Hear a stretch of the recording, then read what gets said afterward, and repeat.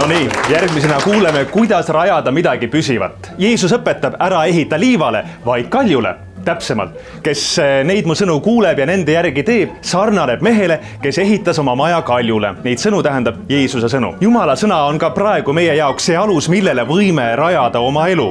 Ja see on and Jumalalt. Alus on alati and Jumalalt. Ka kaljupind maja ehitaja jaoks on ju Jumala and, tema loomingu osa.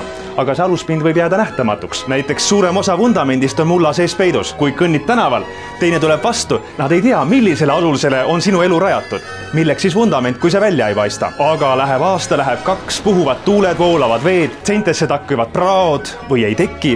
Varem või hiljem paistab välja, milline oli alus, millele sina oma elu rajasid. Kas see oli kaduv või kadumatu, inimlik lootus ja pingutused või Jumala sõna, kogudus, palve, ristimine, armulaud, piht, lapselik usaldus Jeesuse vastu, sest see kannab. Jumala sõna on nagu kaljupind, millele on võimalik rajada midagi püsivat.